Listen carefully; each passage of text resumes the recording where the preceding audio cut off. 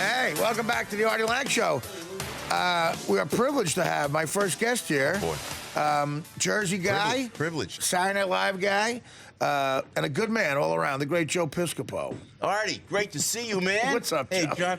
You know what? This is awesome in here. Yeah, it is. It is. This Beautiful. is awesome. I'm so glad we got together. Right. Last time we saw each other, I think, was at Sirius. Yeah. And I said, up hey, a Sirius satellite. you are so loved, Artie Lange. Am I right, though? He is. He's so loved. People dig it. What makes And you then say my that? buddy Robert Wall goes, hey, I did Artie's show, and he was so excited. And Wall's not excited about anything. you know? Robert's a good guy. Me and him are from Very the same smart. town. Yeah, right. Union. Yeah, And Union. great guy. And this show is good because I get to talk to like guys like you and him. And I walk in. Artie knows my history with the opposite sex. Yeah. So I get a pre-call from your producer, you know, Right. the producer interview, and I hear the voice, and because my instinct, and because I'm a sick bum, I sense it. How old are you? I go to her. Oh, I'm 25. And I go, freaking Artie. Jesus. This freaking guy. And that's before you saw her. Then I go, so meet me downstairs because I'm going to pull the truck up because I'm going to go right back to Jersey because, God forbid, I got a girls' softball game for my little one tomorrow, you know? And so I'm thinking, this gorgeous blonde comes down the elevator. I go, and then that's not enough. That's not enough. I come up the elevator, and there's her twin sister. Yeah, that's just half the equation. No. Literally, Joe, you want to talk about like heaven? We're about almost exactly a year ago. We're on the air, and we get a call going, "Hi, we're big fans, and we want to work for you guys." And we live in Chicago. And I said, "Well, as a joke, I said, here's our address. Be here tomorrow." The next day, Dan, our producer, calls me and goes, "Those girls showed up. Oh my God, gorgeous! I mean, They paid their own way. Yeah, For 2 weeks, they worked here, and they got the job." You are the man. You are the man. Well, I think they want to work in New York. From Chicago. Well, listen, they're working. They're doing a good job. Yeah, but listen, don't forget your old friend from Jersey, course. please. You know what I mean? I need charity now. I mean, you asked me about my kids. Yeah, what is your situation? Well, I got kids in New Jersey. I got a child at every exit at this point. I mean, I am the worst. I swear to God, I can't hold on to my women. The women see me coming and they go, "Hey, look, there's a donor. He's a donor, and you know what? I'm going to take all his money, man." Well, Richard Pryor had that great line. He said, "I can get a woman, I can't keep them." Yeah, that's it. So, I saw that you were Father of the Year quite a few times. You know Is that what? just from being so prolific? Yeah, I guess. No, I'm so dedicated, man. I'll tell you what, I'm dedicated dad. I take that very seriously. No, but that always seemed to be the case, though. Yeah. That is, your oldest son, Joe, right? The best, the superstar. Yeah, how's he doing? 'Cause I Great. remember being a kid Mr. watching you when he was 9 years old. You remember that? Yeah, that, sure. Man? He's like a big shot director in Los Angeles now. That's He's great. doing great. He's got like his own production company, and he does these corporate videos, and then he's doing now he's doing 2 films, one with Gavin DeGraw, his best friend. Very, very talented. But I like him on stage, and I bring my boy on stage, and he would be great, man. He would be singing with me. We'd be going back and I forth. remember that. Now, after a while, they kind of went, "Hey, Dad, you don't mind if I don't go with you?" Enough of this.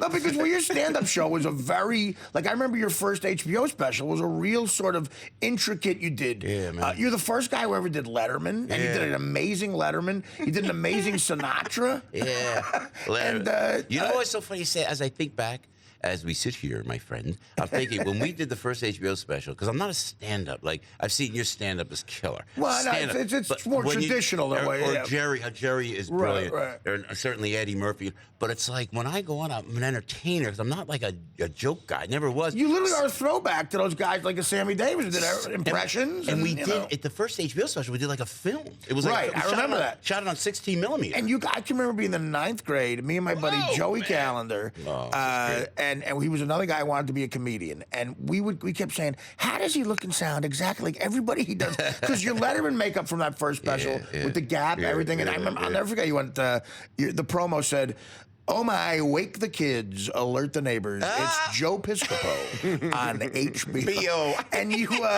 you did a great bit about being the first cast of SNL after that beloved cast. Yeah. And you did a bit about walking down the street. You said, "Hey, you're from Saturday Night Live, right? You suck." Yeah, you remember that. Which unfortunately was true. Well, talk a little bit about that because Nah, man, you and Eddie Murphy held that show together in those years single-handedly because you guys were actually actually funny and made a name for yourself. You're talking about Belushi, Aykroyd, the most beloved people ever. Yeah. What was that like? I do it in my show now when we're on the road.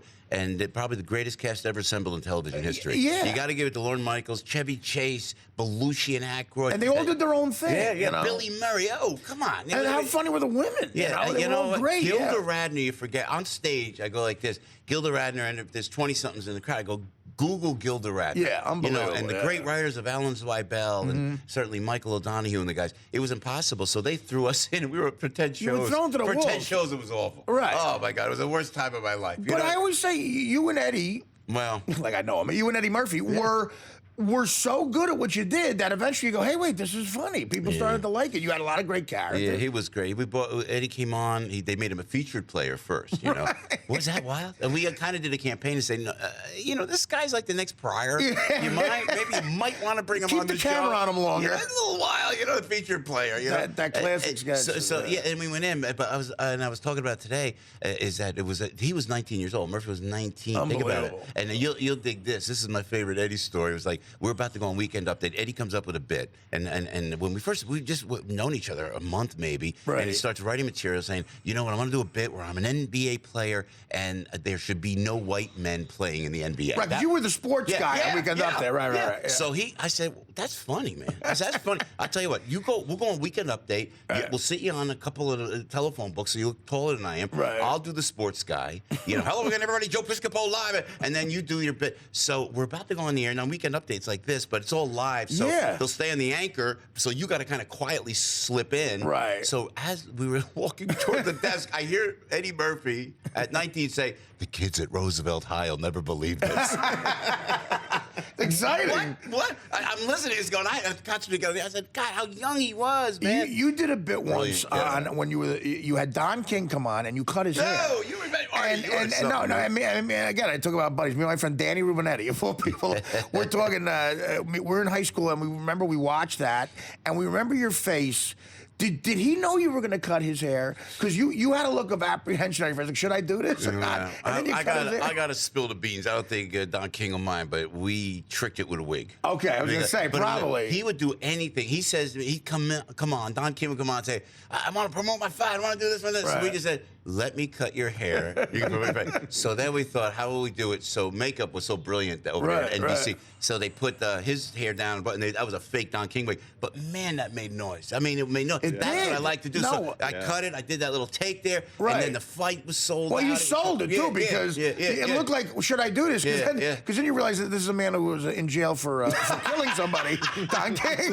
Like, you're like, well, this guy did go away for manslaughter for 9. People don't realize that Don King did about 9 years. And his hands are so big. He was a numbers runner, right? In Cleveland. He beat up against it. Can I cut your hair, Mr. King?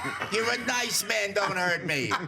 Don't be a big. Oh, please. Now, didn't you get you did a great Sinatra impression. You got to know Frank Sinatra a little bit, right? Yeah, well, I did him, and then I got to meet him. He took to it, thank God, because it wasn't more fear or anything like that. It was just out of respect. It was all Italian-American respect. So you do this bit where you play Frank Sinatra, and then you hear from him or something? Or what? I got a letter. I talk about it on stage as well. Got a letter at NBC, and they invited me to the Friars Club with Dean Martin, with Sammy, with all the old-timers. And I was like a kid, man. I didn't even have a tuxedo.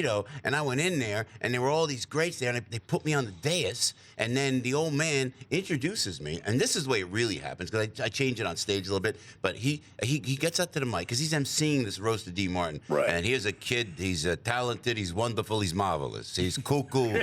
He's gonna just knock you out, you know. And Joe Piscopo goes, hey, he introduces me, man. So I go up to. I'm scared out of my mind. Right. Artie, I'm scared out of my mind. I'm sure. And I don't know, your audience is young, but it's like greats in my, when I was a kid, and before my time, Milton freaking Berle.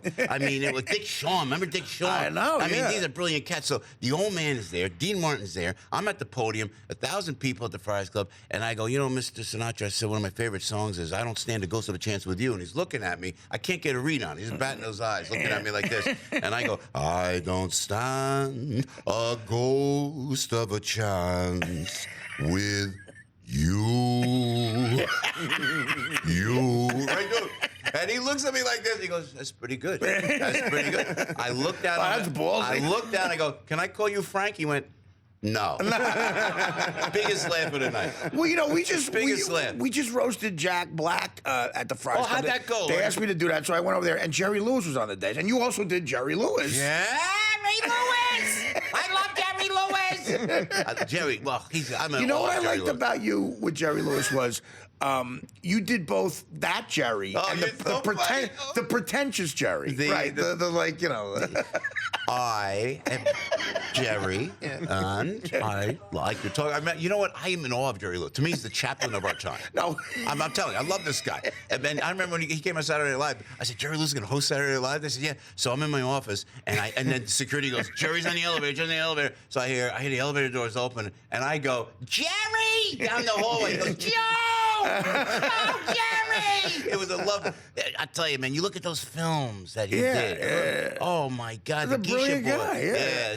So how, did he get up? Well, listen, what happened was he got up and said something at the end, and he didn't really try to get last, but he was kind of a more poignant thing. And he was really eloquent and stuff, but there was a couple of women who roasted. Sarah Silverman and these different, like, good-looking girls roasted. So when they left the stage, he did a bit where he grabbed them, like, threw them down and kind of, like, dry humped them. Jerry, wait a minute.